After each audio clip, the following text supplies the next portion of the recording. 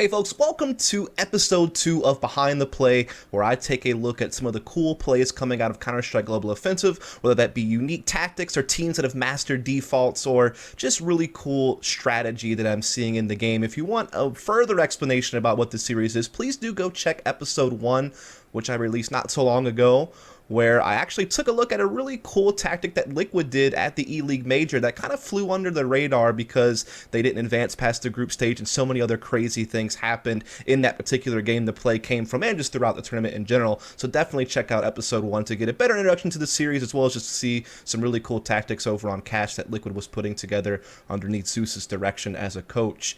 Also, before getting into episode 2, I'd like to give a shout out to LeeWorez Gaming, who actually put together the graphics that you see now for Behind the Play. If you would like to get any graphics work done for your YouTube channel or Twitch or social media or what have you, definitely get in touch with him. I'll put his contact information in the description below. But without further ado, let's get into this episode of Behind the Play. And what I'm going to be looking at here is FalleN's Cobble mid to B.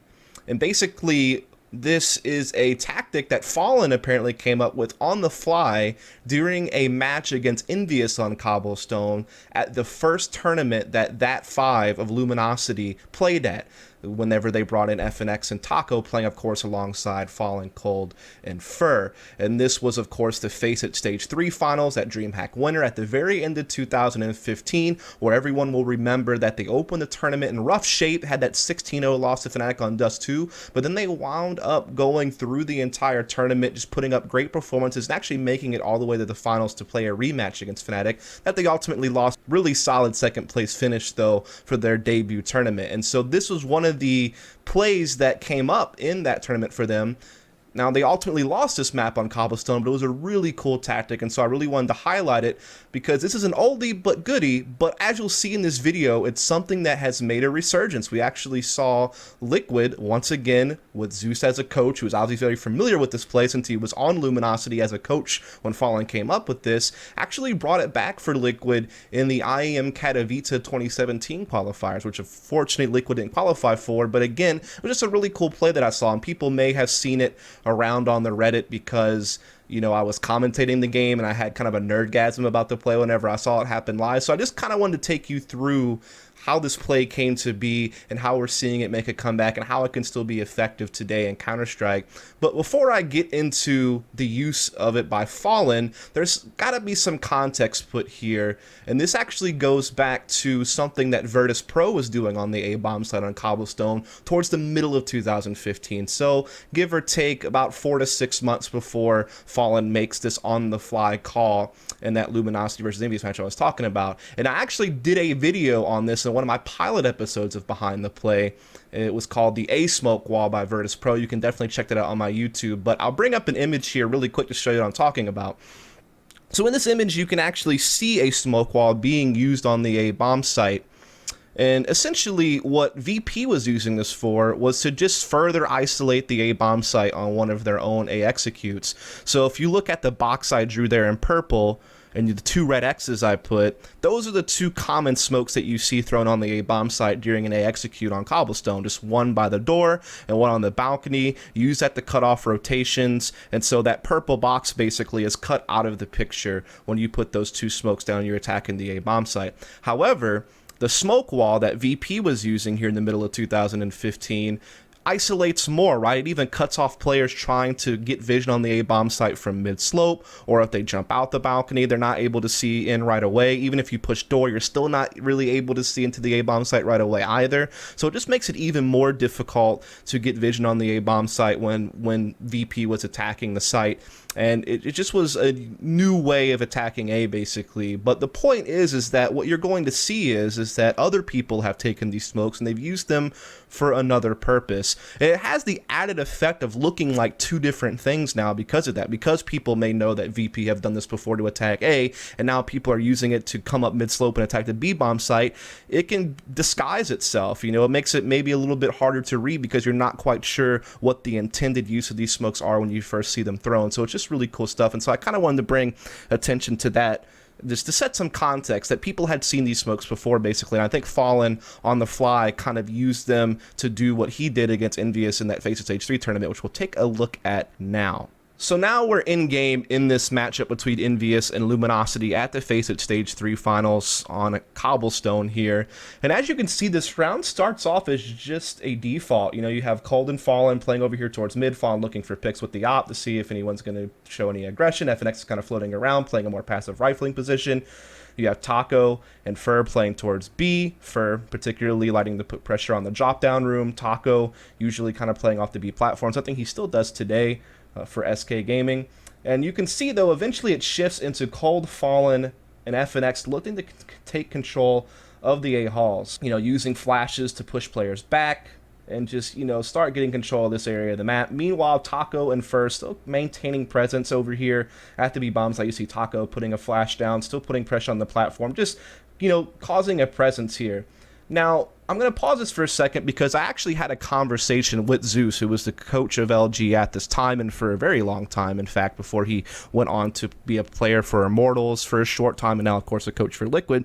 And he basically told me that initially this was going to be some type of split on the A bomb site. And basically he was going to use the smokes to get out into A, and then maybe Fur and Taco were going to come drop, and they were actually going to split the A bomb site. But on the fly, Fallen changes things, and he realizes that, you know, the smokes that he's throwing, he can actually use this to split B because he still has two players, of course, over towards the B bomb site and Taco and Fur. So let's go ahead and take a look at that now.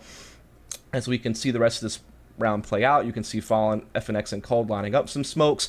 Couldn't get this demo to work because it's an older version of the map, but I'll show you this in the Liquid portion of the video, how those smokes are lined up and what they do. But you can see that the smokes and nades go down. It even pulls a rotate into A from Happy, of course. Kenny has an Apex already there, and you can see it. They'll charge through the door and actually get into connector. They'll catch Happy on the way, and everyone is just completely confused with this. You see MBK and Kiyoshima trying to rotate because things just get so chaotic, and Luminosity are able to get full control of the B bomb site and win the round with ease. And we'll just kind of rewind a little bit here. Again, all the nades come in. You see Happy rotating A. It looks like it's going to be an A hit, but then all of a sudden they just all run through the door and they take down Apex in the process. So Happy, he's trying to come in and do something. He gets caught. MBK tries to rotate and he goes down. I think Kiwashima's just left alone. All the while, Fur and Taco were coming through long B to get control of that B bomb site. So again, it was just a really neat on-the-fly call from Fallen to just do something innovative, be creative, just use some presence on A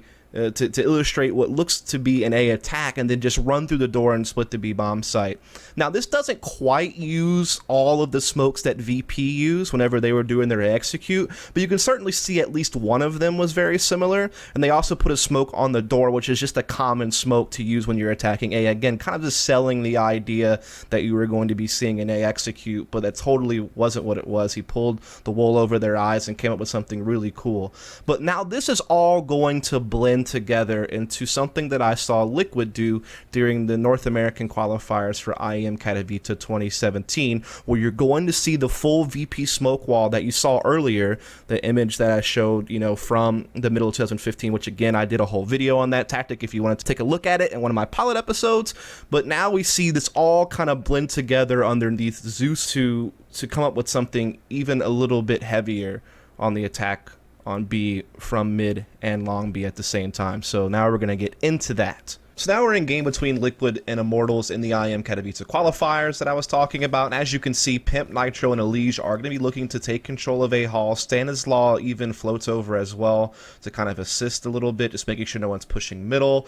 But as you'll notice, they're going to go into those smokes onto the A-bomb site here in just a second. Once they are sure that they're safe to go ahead and start setting up their smokes, and they have everything clear, dangers now taken care of, everything has been accounted for. Stanislav shifts back to B with the bomb, and then Pimp, Elige, and Nitro are going to line up their smokes onto the A-bomb site. And you're going to notice that unlike the LG one, this is the full smoke wall that VP used on the A-bomb site in that initial image that I showed.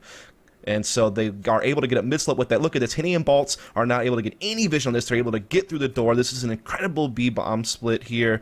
Again, just taking from Fallen and just using it to great avail. The thing is, though, is that everyone kind of stays at home in B, and FNX pulls off a massive play from the chicken coop with the M4 with those 2 kills. That was just Really great stuff there from him. That's just a heads-up play, and then Boltz and Henny are able to rotate and collapse. So this tactic doesn't necessarily work out in this sense because of how well FNX played, and just in general, Immortals defended very well against the attack. But you can certainly see where the idea was and how this could be useful. And I'll go ahead and show you a bird's eye view of what it actually looked like when the smokes went down and they split A into connector into B. So here's just the bird's eye view of what everything looks like on the A-bomb side after all the clearing is done and Liquid begin to line up their smokes onto the A-bomb side, as well as a couple of flashes. You can see that they'll all fly in. They create a smoke wall right here along the APC, similar to VP's smoke wall. Both these players are completely unaware of what's going on here. They're trapped inside the site. They're completely isolated. It allows Liquid to get into connector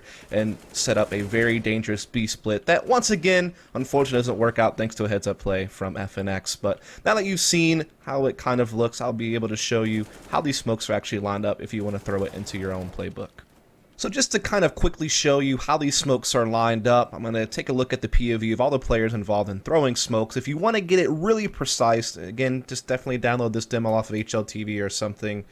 I'll provide a link to the match in the description below. But you're going to see Pimp is actually going to be lined up in this corner here. Elige will be right across from him, lined up in the corner on that little like sneaky boost position. And then you actually see that Nitro lines up with the corner of this rock below his feet. And so that's where everyone actually lines up for their standing positions. And then when we actually look at Pimp's POV, we can see that he just goes a little bit above that little window sort of thing on the wall. And when we flip over to Elige, you'll see that he's going to kind of line up with the corner of a wall as well, and same a little bit in the sky. And then, of course, last but not least, Nitro, who we showed a second ago, again, just going to line up on the wall as well. So we're just going to see them actually throw all the smokes. As you can see, none of the smokes require any type of jumping or anything like that. They're all just straight up normal throws, and then again, they just kind of flood into the site and build a wall from the mid slope and by the APC chuck. You can see how all of them are landing here. Again, if you want to get more precise lineups, just go ahead and fire up the demo, and I'm sure you'll be able to see exactly how it measures up to whatever resolution and crosshair and things that you use. But yeah, certainly just a really cool lineup of smokes on the long A, and then of course again just using the smoke wall to come up mid slope. Players in the site have no vision of this. They're able to get into door, and then it just kind of backstab B through connector. And when you watch that clip earlier, you can even tell that these players didn't even really see it coming. Again, just a really big heads up play from FNX, who was holding out in chicken coop, who was able to hold off the slope portion of the attack, and then Stanislaw and JDM just not really able to crack in here too much either. And so that's pretty much how the play works out. Again, just really neat to see this smoke wall that can mean two different things, going back to the VP smoke wall that we saw in the original image from way back in 2015. Now, you know, we're a year and a half later, and we're seeing it being used to attack the B bomb site through a mid-slope split, which was inspired, of course, by Fallen back when he was on Luminosity during that FACEIT Stage 3 finals. Just an incredible team, an incredible play from an incredible in-game leader in Fallen. Just one example of the many things that Fallen has brought to CSGO strategy.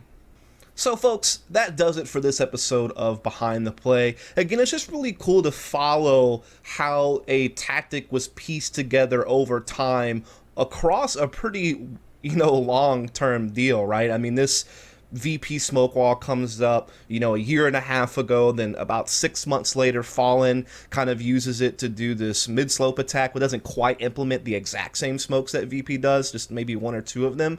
But then you see Zeus now coaching Liquid, trying to deepen their playbook, actually goes back and picks this up from Fallen, now a year later, basically, a little over a year later, and he's using the full VP smoke wall, and then the Fallen idea of using the mid-slope to split the B bomb site, just kind of bringing it all together. And it's just a really cool tactic. Again, it has the ability to look like two different things. If you play it out right, maybe you use those same exact smokes and you actually attack A as well to kind of mask what you're going to do later by actually doing a mid-slope attack. And while it certainly didn't work in this specific example I showed with Liquid there, you can certainly see the potential for this tactic, and it's just cool to see it come back. And just it's always neat to see these creative, innovative new plays being used in CSGO. Just goes to show that no matter how much time passes, things can always come back and be recycled, or new things can be created, and that's what makes the game so fun to watch, and as an analyst, so fun to study. And so definitely be on the lookout for future episodes of Behind the Play. I have many more planned, so hopefully you guys will follow and subscribe to be able to catch those future episodes. I also do like analytical videos breaking down roster moves and tournament results, and just the pros and cons of different teams and their approaches to the game and things like that. So you can certainly check that out on this YouTube channel as well. So yeah, thanks so much for tuning in. See you next time.